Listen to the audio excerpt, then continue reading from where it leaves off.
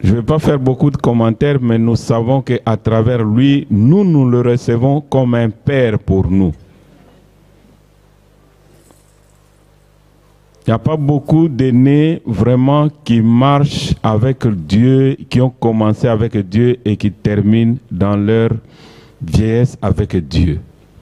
Mais vraiment, il est une grande bénédiction pour nous. Donc tu ne vas pas regretter d'être venu. Moi, j'étais béni de la première fois que je l'ai rencontré et l'Esprit de Dieu qui témoigne en moi.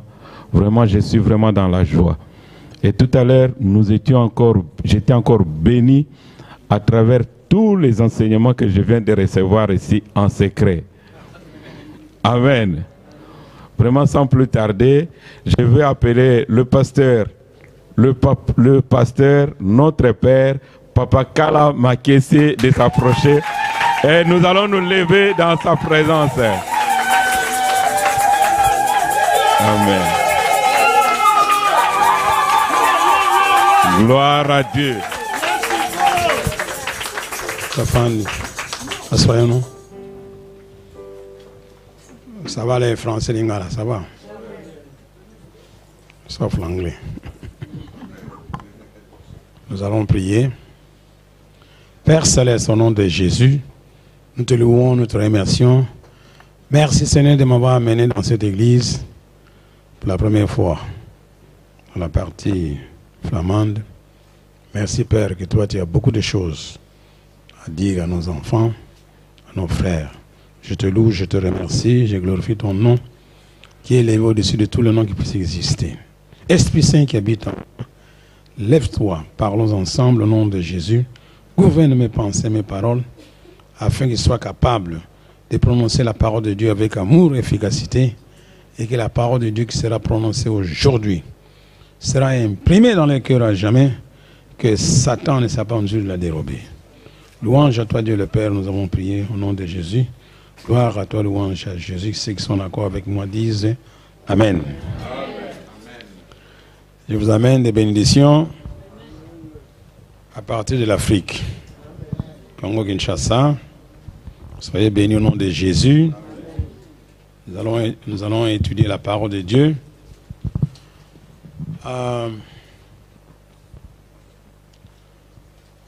Nous voyageons. On est venu ici, pas vraiment pour étaler les titres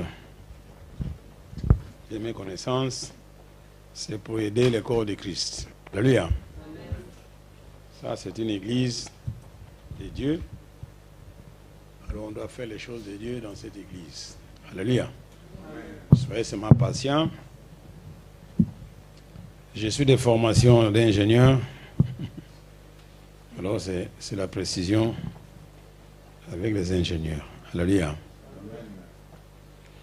Nous remercions le Seigneur que l'œuvre est encore jeune. Pendant qu'il est jeune, on doit mettre des bases solides. Ce n'est pas un laisser-aller. Chacun fait ce qu'il veut. Non, ça, ce n'est pas l'église de Jésus.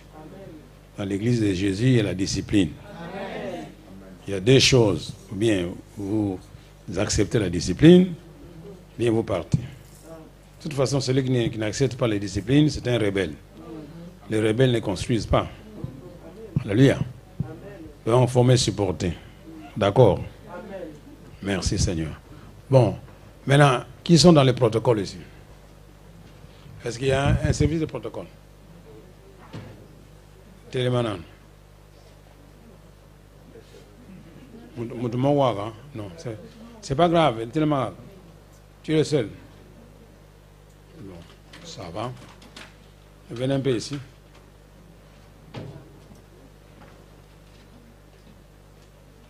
Venez seulement ici.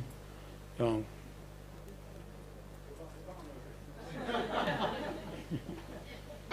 Bon, c'est ce que maintenant, il faut chercher au moins 2 personnes pour t'épauler.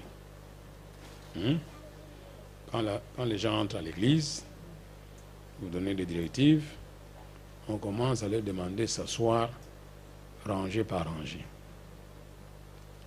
Nous ne voulons pas voir l'église. Devant, il y a 3 personnes. Là-bas, il y a 1 personne. Ils ne sont pas chez eux. Ils sont dans l'église du Seigneur. Ici, il y a la discipline. Donc, quand vous entrez, on vous indique, là, vous devez vous asseoir. Vous devez obéir. Il ne faut pas dire, ah. Ça, c'est la désobéissance des gens. Nous voulons casser ça dès le départ. Je vois à la fin, je vais dessiner les plans de l'église. On va vous montrer là où vous allez vous mettre. Et quand quelqu'un entre, tu lui montres là où il doit s'asseoir. Il doit obéir. Alors, si vous allez vous faire aider par 2 ou 3 personnes ici, on doit aussi les respecter parce qu'ils représentent le pasteur qui est en train de prier avant la parole. Ça, c'est la première chose. Donc, si on te dit, mets-toi à gauche, tu vas à gauche. Il ne faut pas discuter. Tu n'es pas chez toi. Tu es dans la maison du Seigneur. Alors, celle-ci aussi, elle remplace le pasteur. Il a l'autorité du pasteur parce que le pasteur ne peut pas tout faire lui-même. Donc, il les désigne à l'aider. Soit le bin offanda, toi, ça va faire non. Kolobate, na robe na ngi toko bona fana te, na fanda non. On a déjà des ordres. Si l'église vient de commencer, si on ne met pas la discipline au départ, c'est fini. Après une année, yo yibingate, si on a fanda wana. Yo zo bananga bitinga bana sana mwana lokola yo, aleki kuta, aleki na mulai. Il faut tout sangana za mama na yo. Bon, ça devient des choses sociales. Donc dès aujourd'hui, on met les bâtons en ordre. Donc vous entrez là-bas, faites-vous aider par 2 personnes de ton choix, je sais pas, enfin, soit les pasteurs. Donc dimanche, quand ils arrivent, toi tu leur indiques, là ils doivent s'asseoir. S'ils refusent, tu signales au pasteur. Si tu ne veux pas obéir, alors la porte est là, au revoir.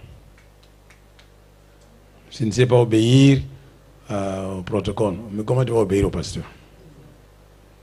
La Bible nous dit, si tu n'es pas juste dans les moindres choses, tu ne seras pas juste les grandes choses. Alléluia. Si tu ne sais pas obéir aux moindres choses, tu ne seras pas obéir aux grandes choses. Donc c'est ça une église apostolique. On doit avoir de l'ordre dès le départ. Ça, c'est un.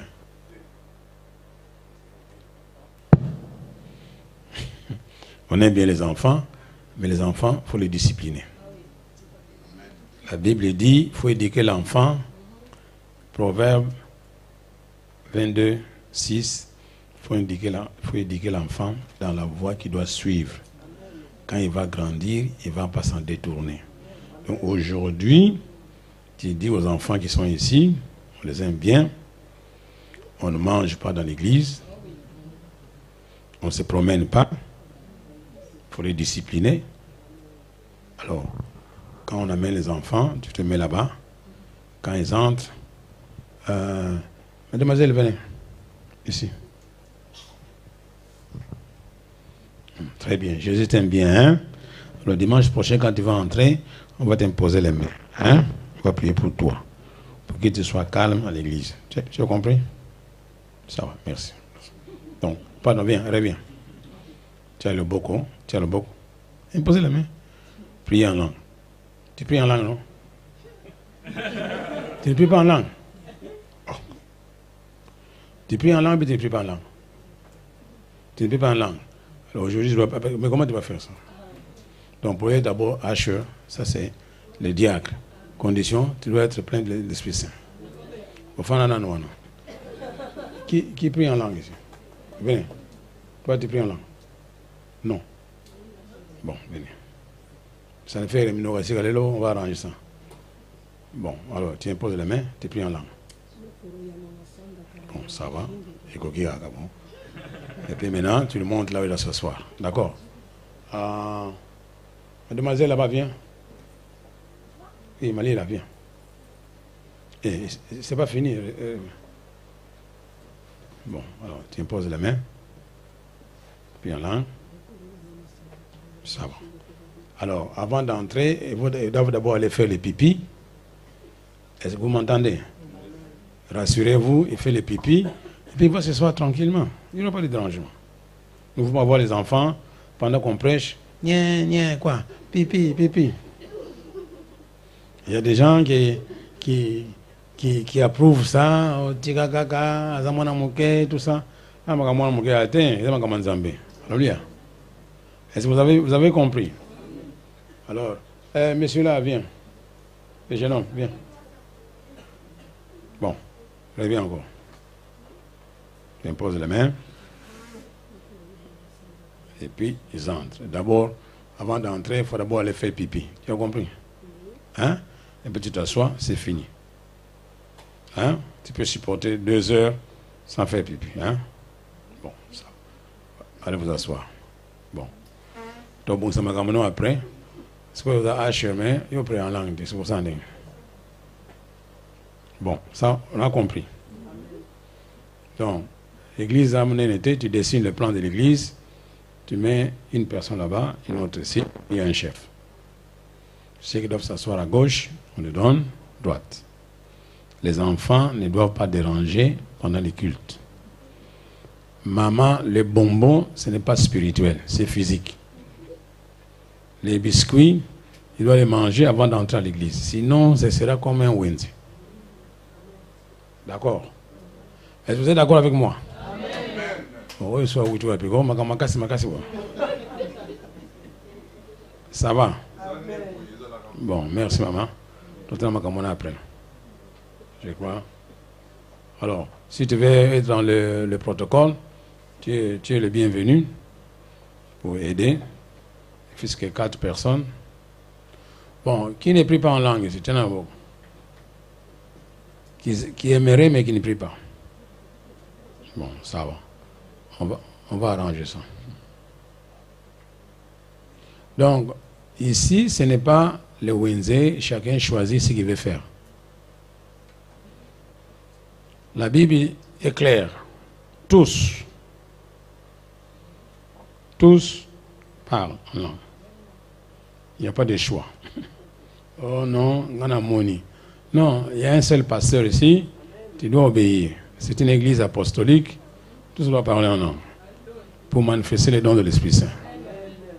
Ici, il n'y a pas de oh non, bon, comme la tango kosambela, basambla mnokasika, bakosambela, sosambela kate, basambela kana lingala, mais est-ce qu'on est dans la même église, bien on est dans des églises différentes. Alors on va vous aider. Merci. Bon. Maintenant, nous allons voir quelque chose sur le pardon des péchés. Bon, je vois qu'il faut avoir... Il y a des choses qui sont difficiles à retenir seulement dans la tête. Hein. Je vais expliquer un peu le terme rémission des péchés. Et puis le terme pardon des péchés. D'accord? Vous notez ça? Donc, 2 termes. Il y a la rémission des péchés et puis il y a le pardon des péchés. Bon, c'est presque la même chose, mais il y a une petite nuance.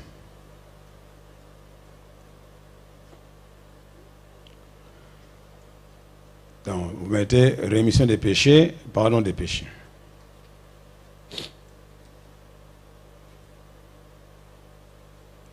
Alors, mademoiselle, reviens encore. Viens. Bon, toi tu vas t'asseoir d'abord là-bas. Hein? Après, tu t'assois là. Bon. Je parle de rémission des péchés et de pardon des péchés. Suivez-moi bien. Maintenant, nous allons commencer par lire, je crois, Colossiens, chapitre 1.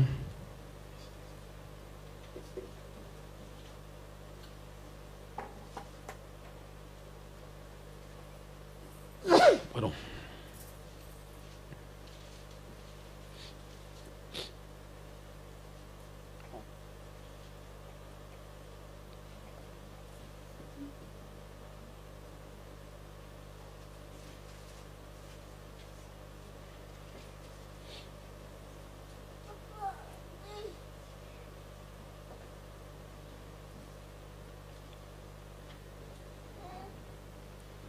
Bon. Maintenant, nous avons un païen. Nous avons un païen, comme on dit, on veut l'amener à Jésus, n'est-ce pas? On dit à Jésus qu'il soit sauvé. D'accord? Maintenant, la Bible parle que tu passes de la mort à la vie. Ça, c'est Jean 5, 4. Lisez ça rapidement. Vous allez passer de la mort à la vie.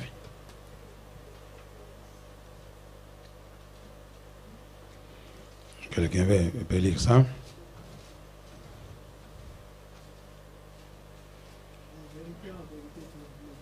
Mm-hmm.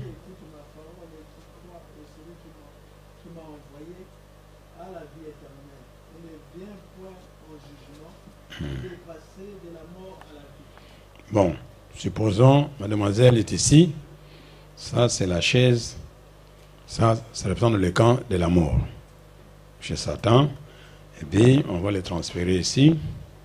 Ça, c'est la vie. Donc, spirituellement, il change de statut. Il passe de la mort à la vie. Bon, ici, s'il est dans la mort, ça veut dire que ton esprit est mort. Pas son corps.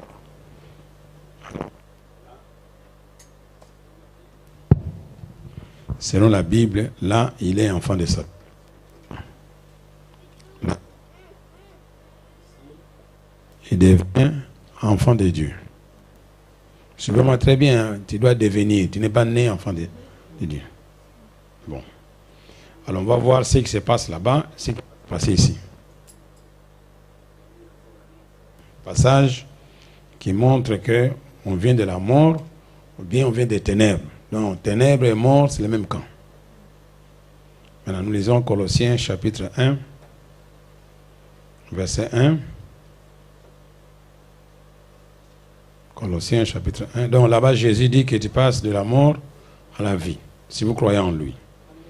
Alors, Colossiens chapitre 1, verset 13.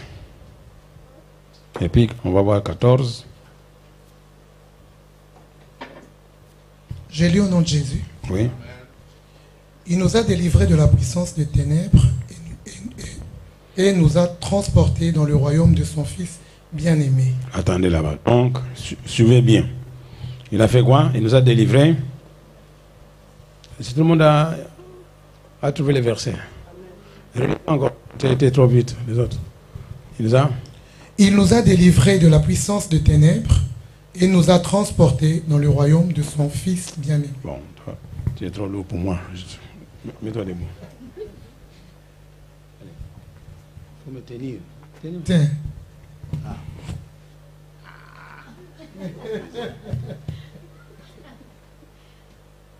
Je l'ai transporté. J'ai fait quoi? Je l'ai transporté de la puissance des ténèbres au royaume de son Fils, Jésus. Donc maintenant, il est au ciel. Là-bas, il était en enfer. Est-ce que vous avez suivi? Bon, comme il est arrivé maintenant au ciel, lisez le verset 14, il dit quoi? En qui nous avons la rédemption, le pardon des péchés. Suivez-moi très bien, parce que tout le monde veut tous se faire délivrer. Mais peut-être que vous l'invitez pour la délivrance. Parce que vous l'invitez. Donc, tant que ici, il était enfant de Satan. Il était dans les ténèbres, dans la puissance de Satan. Maintenant, là, ici, on dit on l'a transporté. Je l'ai transporté.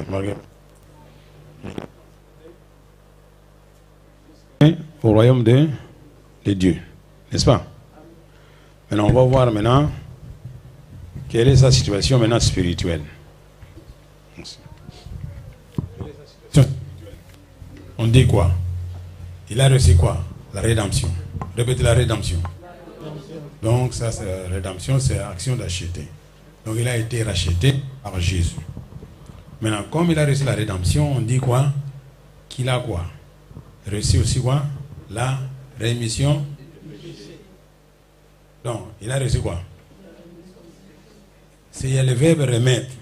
C'est-à-dire que tout ce qu'il avait fait quand il était ici chez Satan, même s'il était sorcier au carré, magicien, femme ndumba, tu peux citer n'importe quoi. Dès qu'il arrive ici, il reçoit quoi? La rémission des péchés. Quand le juge remet ta peine, c'est-à-dire que tu n'es plus redevable. Écoutez bien. Maintenant vous dites Amen. Mais demain, vous allez chercher encore qu'on te délivre. Amen. Oh non. Il faut voir délivrer un gars. Donc, il était ici, chez Satan. Il avait tous les péchés possibles, tous les maux possibles, un comportement terrible, que ce soit Ndumba, Mobala Ndumba, bien Koluna, tout ce que tu peux imaginer. Il était là. Mais dès qu'il croit en Jésus, on dit quoi? Il est transporté du royaume des ténèbres au royaume de la lumière. Donc, il est dans le royaume de Jésus. Il est assis dans le lieu céleste en Christ. Donc, il est assis au ciel. Alors, dans son état là-bas, maintenant, il a zéro péché, zéro culpabilité, zéro quoi encore? Peur, zéro péché. Maintenant, la rémission des péchés veut dire que tout ce qu'il a fait là-bas, Dieu lui donne cadeau. Il ne s'en souvient plus. Il ne lui demande pas de compte. Parce que c'est Jésus qui a payé nos péchés sur la croix. Lui maintenant, il est libre. Il n'a pas de péché. On ne peut plus lui rappeler les péchés qu'il a commis là-bas. C'est parti, comme on dit. S'il est à l'est, Dieu envoie les péchés à l'ouest. Donc lui n'a plus rien à voir avec son passé. Parce que c'est une nouvelle créature. N'est-ce pas? Les choses anciennes sont... Toutes choses sont devenues quoi? Mais malgré cela, vous allez toujours... Oh, pasteur, mes parents, c'était des sorciers. Vraiment, il faut me délivrer de cet esprit-là. Pendant qu'on t'a transporté du royaume de Satan au royaume de son fils bien-aimé Jésus.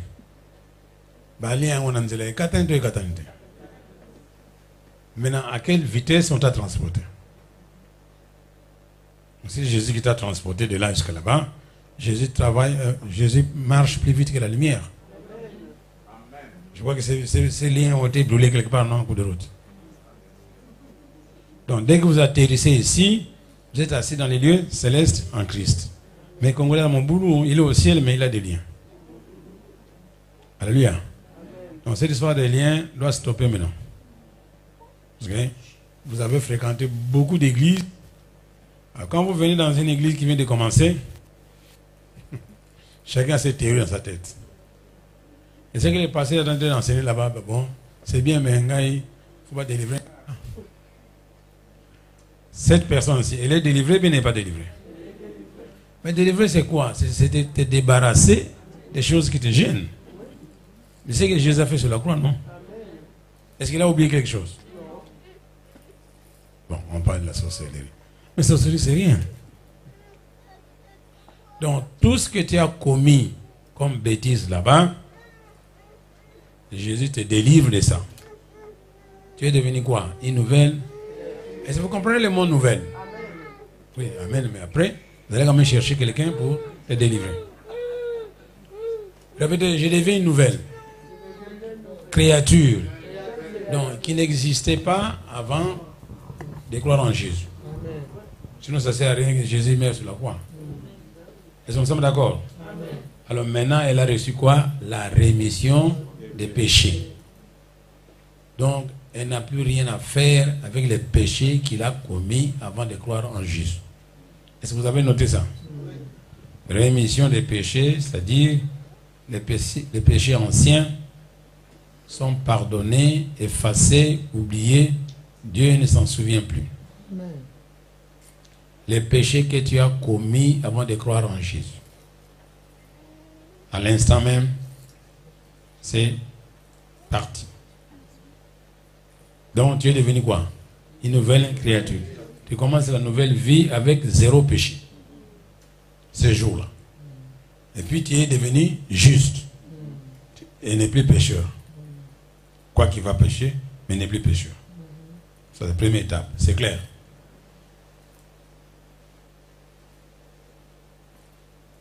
Rémission des péchés. Bon. On va parler. Bon. Alors, il est là. Aujourd'hui, il a 0 péché. Il rentre à la maison. Tu as des sœurs et frères? Ils sont là. Bon, ils sont là, voilà. Maintenant, à la maison, maintenant, ils vont te provoquer, n'est-ce pas? Tu pousses, tu tombes, puis tu te fâches. Tu l'insultes, n'est-ce pas? Attends, c'est bon, on finit. Alors, dès qu'il incite son frère, maintenant, il a commis quoi? Vous voyez la différence? Maintenant, elle a besoin de pardon des... Vous voyez ça? Il avait 0 péché. Mais maintenant, par accident, il veut commettre un péché. Maintenant, il a besoin de quoi? De pardon des péchés. Maintenant, il va faire quoi? Donc, comme il avait 0 péché, bon, si maintenant il commet un péché, sa conscience le dérange. N'est-ce pas? J'ai dit sinon, avant de dormir, oh Seigneur, vraiment, pardonne-moi, j'ai mal fait. Tu te rends compte que maintenant, tu sais, quand tu commets un péché, c'est plus ta nature, tu n'es pas tranquille. Même avant de dormir, tu veux te mettre en règle avec Dieu.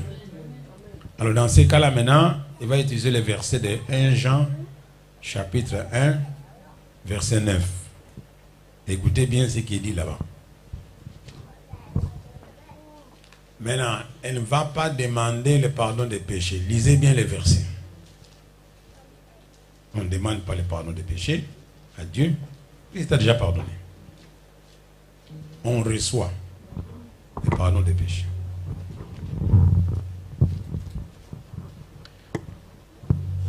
Un Jean 1,9. Je lis au nom de Jésus. Si nous confessons nos péchés, il est fidèle et juste pour nous les pardonner et pour nous purifier de toute iniquité. Bon. Maintenant, cette personne ici, quand il commet un péché, comment il va faire? Il va demander pardon à Dieu. Bien, comment il va faire? Il va faire quoi? Bon, vas-y, exemple. Comment tu fais? Bon, mets-toi debout. Dis-nous ce que tu fais quand tu commets un péché. Maintenant, ce péché est précis. Tu sais ce que tu as fait. Mais ici, ça fait 40 ans que tu péchais, tu ne sais même plus tous les péchés que tu as. Il y en a beaucoup même. Il y a des péchés que tu as répétés, je ne sais pas, 10 000 fois. Alors, si on te dit même de citer les péchés de la semaine passée, tu as déjà tout oublié. Ça ne sert à rien ici d'amener un papier sur le pasteur. Oh, comment ma soumnayo? Mais ce sont des bêtises. Donc, tous ces péchés ont été quoi? Rémis. La rémission des... Bon, maintenant, je crois qu'il est fâché contre son ami. Bon, avant de dormir, il le regrette. Maintenant, il va confesser son péché. Vas-y. Oui? Non, mais donne-lui le micro.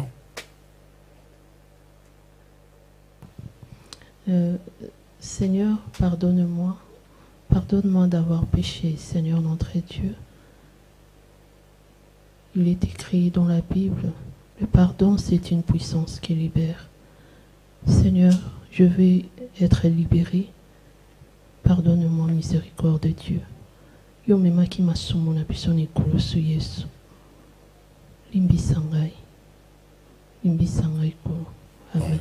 Tu vas rater ton train. Tu as trop parlé, le train est parti. Il fallait parler. Maintenant, il faut être précis. Donc tu demandes au Seigneur de te pardonner, n'est-ce pas? Oui. Hein? Suivez d'abord, il ne faut pas se marier. Il demande au Seigneur de le pardonner. Suivez bien. Le Seigneur l'a déjà pardonné, mais il n'a pas encore pardonné. Moi déjà pardonné. Qu'est-ce qu'il a dit sur la croix? Que tout est accompli. Bon, qu'est-ce qu'il reste encore? Oui. Mais pourquoi tu lui demandes de te pardonner? Parce que je le Seigneur t'a pardonné des péchés passés, présents, futurs. Amen. Donc maintenant, il faut faire quelque chose qui va déclencher le pardon des péchés. Toi, tu dois faire quelque chose qui va déclencher le pardon des péchés. Mais si tu demandes le pardon, il dit, mais oui, je t'ai déjà pardonné. Lisez encore les versets, oui. Tu as lu les versets? Qui a les versets? Donnez-lui les versets. Suivez bien, parce que ça sont des bases. Si vous ratez, vous avez entendu le discours qu'elle vient de faire maintenant. Elle a commencé en français, ça ne suffit pas. Écoute, la lingala. Bientôt, chiluba, anglais. Bon, lisez encore. Lisons d'abord les versets ensemble. Lisons les versets. Si nous confessons nos péchés, Maintenant tu mets toi-même, si moi, tu mets ton nom, je confesse. si moi, Safi, je confesse mes péchés, il est fidèle et juste pour nous les pardonner. Ah, pour me pardonner.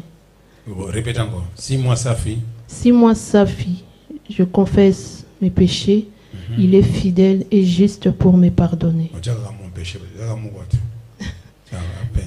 Si moi, Safi, je confesse mon péché, il est fidèle et juste pour me pardonner. Bon, maintenant, vous avez suivi ce qu'il a dit. Bon, maintenant, je pose la question. Suivez bien. Quand est-ce que Dieu va te pardonner? Selon les versets. Non, laissez-les raisonner. Oui, vas-y. Si je confesse, il va me pardonner. Bon, donc si tu confesses, Dieu fait quoi? Me pardonne. Bon. Alors, quelle est l'action de l'homme? L'homme doit faire quoi? Doit confesser. Donc, l'homme doit confesser son péché. Qu'est-ce que Dieu va faire? Me pardonner. Bon. Mais si tu lui demandes de te pardonner, il ne peut pas le faire. Donc, toi, tu confesses ton péché, tu déclenches le pardon. Et lui, il fait quoi? Il te pardonne. Tu as compris les deux parties. Donc, moi qui ai péché, je fais quoi? Je confesse mon péché, selon ces versets-là. Et lui, Dieu fait quoi? Il me pardonne. Bon, ça marche comme ça. Bon, maintenant, vas-y maintenant. Maintenant, tu vas confesser ton péché, selon la lumière que tu as maintenant. Mais grave, vas-y. Bon, le bac il va y quoi? Ça va. Nzambe na tongaki na inaki na salaki oyo sepelisa. Seigneur na tongaki. Demande pardon. Enfin, confesse ton péché. Seigneur na tongi limbisa ngai. Seigneur na tongi limbisa ngai. Mais ça limbisa déjà. Là-bas, il est bien écrit. Toi, tu dois confesser ton péché. Dès que tu as confessé, lui fait quoi? Il me pardonne. Tu ne dois pas lui dire encore Seigneur na tongi. Non, c'est la confession qui déclenche le pardon des péchés. Vous voyez ça, il ne faut pas faire les deux. Toi, tu vas te limiter à quoi? À confesser. Bon, dès que tu fais ça, lui fait quoi? Il me pardonne. Et puis tu dis merci, tu reçois le pardon, c'est fini, tu pars. C'est quoi? Seigneur na tongi. Alors maintenant, il faut invoquer les passages en question. D'après 1 Jean, chapitre 1, verset 9. Tu vois ça? Toi, tu m'as dit, quand je confesse mon péché, toi, tu es fidèle pour me pardonner. C'est ce qu'il a dit. Tu lui récites le verset. Maintenant, tu mets ça en application. Je confesse mon péché à Tongaki. Je crois. Toi, tu m'as pardonné. Au nom de Jésus, je reçois mon pardon. Fini? Amen. Mais il n'y a personne qui a écrit ça. Je reprends encore. Non, il y a des gens qui se tracassent. Quand tu as beaucoup parlé, tu ne sais même pas si Dieu t'a pardonné. Tu ne sais pas si Dieu t'a pardonné. Et puis demain, tu vas confesser le même péché. Et puis tu vas à l'église et le pasteur dit, il faut confesser bien. Tu veux la malam ou pensa. Tu veux la malam zarate, ma bé zarate. On te dit seulement ceci. Si toi tu confesses ton péché à Dieu, Dieu est juste et fidèle pour te pardonner. C'est ce qu'il t'a promis, n'est-ce pas? Par conséquent, je viens de confesser mon péché. Alors je crois, je reçois mon pardon. Si il faut pas mettre d'autres choses. Le fait d'ajouter, c'est que tu n'es pas sûr. C'est tellement facile. Donc, je vais dire ceci. Père Céleste, au nom de Jésus, d'abord, je dois citer la promesse qu'il m'a donnée. Toi, tu m'as dit, quand je confesse mon péché, c'est ce qu'il a dit, non? Tu es juste et fidèle pour me pardonner. Donc, je cite ce qu'il a dit. Maintenant, l'application. Par conséquent, je confesse mon péché. Natongaki, maman pasteur. D'accord? Alors, par conséquent, répétez, je reçois le pardon de mon péché. Le pardon de mon péché. Merci Seigneur. Merci Seigneur. De m'avoir pardonné. De m'avoir pardonné. Mais avec Dieu, c'est fini. Mais si tu crois que ce n'est pas assez ce que tu as dit, tu vas ajouter des commentaires. Bon, comme tu n'as pas reçu le pardon du péché, ça va te tourmenter. Ce n'est pas les quantités de choses que tu dis. Comme les païens. Tu invoques le verset en question, puis tu l'appliques. L'application, Seigneur, toi tu m'as dit, dans Jean 1, chapitre 1, verset 9, quand je confesse mon péché, toi tu es juste et fidèle pour me pardonner. C'est ce qu'il a dit. Application. Par conséquent, je confesse mon péché. À ton maman pasteur. Je crois que tu m'as pardonné. C'est ce qu'il a dit. Je reçois le pardon de mon péché. Puis l'affaire est terminée. C'est fini. Il ne faut rien ajouter. Oh, mon temanangai, et baby, limbizangai, nasali. Alors là, tu n'es même pas sûr s'il t'a pardonné. Ici, il t'a pardonné parce que c'est ce qu'il a dit que tu as fait. Lui, il t'a dit, quand tu pêches, tu dois confesser ton péché. Dès qu'il te confesse ton péché, lui, il est quoi? Juste et fidèle pour te pardonner. C'est ce qu'il a dit. Je vais le confesser, comme il est juste, il m'a pardonné. Maintenant, je dois croire qu'il m'a pardonné. Même si ton cœur continue à battre, ça c'est rien. L'affaire est terminée.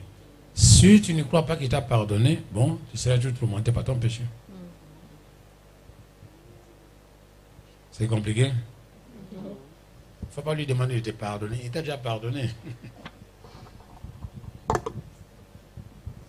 Bon, on va encore tester. Qui va passer? Mama Yaga. Il y a beaucoup de gens qui souffrent dans les églises à cause seulement du pardon des péchés. C'est pas le... Bon. Alors, toi, tu étais fâché, tu as giflé ta fille, n'est-ce pas? Bon, maintenant, tu vas confesser. Tu as une fille ici? Oui. Elle est où? On t'a giflé? Bon, ça ne fait rien. Bon, allez. Donc, tu cites d'abord les versets, n'est-ce pas? Les versets disent quoi?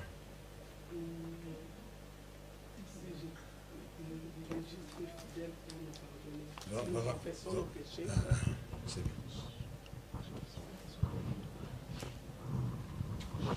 Petit. L'enfant. Viens un peu ici. Viens ici. Viens ici. Viens ici. Ici, c'est l'église. C'est pas la maison. Hein? Le chef, c'est moi. Tu ne bouges pas. Rentre à ta place. Va t'asseoir là-bas. Hein? Vas-y. Si nous confessons nos péchés, il est fidèle et juste pour nous pardonner et pour nous purifier de toute iniquité. Bon. Maintenant, quelle est la partie que toi tu vas faire dans ces versets-là? Confesser les péchés. Bon. Et lui, Dieu va faire quoi? Il va me pardonner, me purifier. Bon. Et puis c'est fait. Et puis tu reçois. Donc tu dois recevoir ça. C'est vrai. Bon, maintenant, vas-y. Seigneur, je reconnais que j'ai giflé ma fille. Je sais que tu m'as pardonné. Je reçois les pardons. Non, d'abord, tu cites d'abord les versets. Vas-y. Oui. Seigneur, tu as dit dans ta parole, si je confesse mes péchés, tu es juste et fidèle pour me pardonner et me purifier. Par conséquent, j'ai giflé ma fille. Et je reçois mon pardon.